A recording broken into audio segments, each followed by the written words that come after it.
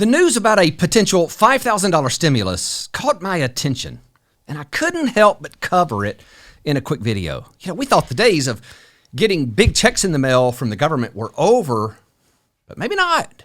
So today, I want to cover this and tell you where this money would come from and who could expect to receive one of these checks if this all comes to fruition.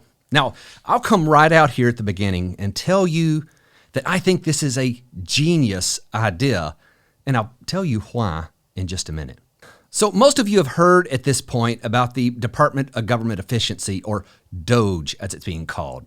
It's being headed up by Elon Musk, and they are diving into the spending of the federal government to see if they can eliminate wasteful or fraudulent money that's getting put into programs that it shouldn't be. And so far, they've said that they've been able to eliminate $55 billion in spending. Now that's a lot of money. That's more than I'll ever have. But in the context of a $6.8 trillion federal budget, it's a little like finding some loose change in your couch. But now Trump is floating the idea of giving 20% of whatever DOGE saves back to taxpayers. And it's being called the DOGE Dividend. Now, I think this makes sense, right? I mean, these are your dollars that were collected from you. So if the government decides that they're not needed anymore, it only seems right that some of it would go back to where it came from, to you. Now, how much would that be? Well, if DOGE's savings hit $500 billion by July of 2026, which has been one of the numbers that they've used, the dividend would be about $1,250 per household. Now, they've also indicated that $500 billion in savings may be extremely conservative, and it could be several times that. So if they find even more in savings, that number on the dividend check could grow. And there's been some estimates floating around suggesting a $5,000 per household amount.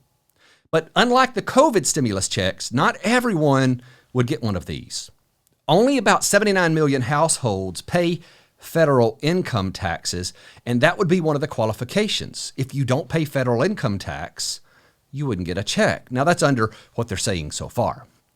Now, one of the things that I've already heard people saying about this is, wait a minute, didn't stimulus checks cause this inflation that we're having right now? And wouldn't this do the same thing?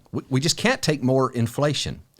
Well, I understand that, but keep in mind that this isn't new government spending, and these checks wouldn't be deficit funded like the COVID stimulus payments. Instead, this money was already going to be spent by the government on things that they would have by then identified as fraud, waste, and inefficiency. So shifting it back from government accounts into the hands of taxpayers should be fairly neutral for inflation. Now, there are some saying that, look, anytime you push a lot of money into the hands of consumers, demand could surge while supply stays the same, and that alone could push prices higher. But here's the thing. I don't think that this would have the same inflationary impact as the COVID stimulus checks. It's really anyone's guess how the dust would settle here, though. There's a lot of moving parts when you get into economics. Now, let's zoom out for a second. If it happens this way, I think this could be a huge pivot point in the involvement of normal people like us in government spending. Just think about this for a second. What happens when millions of people start getting direct cash payments every time government fraud is uncovered? I mean, suddenly, instead of hating the government, people are invested in making it run efficiently. Instead of rolling their eyes at budget cuts, they're now cheering them on. And instead of politicians giving away money for votes, they're now giving back money that was stolen in the first place, right?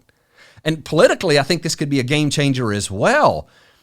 Trump already shook things up when he said no taxes on tips.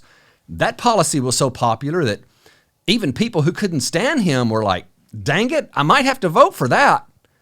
Now imagine adding free government money from cutting waste into the mix. It's like stimulus checks, but with a capitalist twist. Kind of like profit sharing, but with tax dollars, or owning stock in America. And every time waste is eliminated, you get a dividend. So can this really happen? Well, right now, it's just an idea.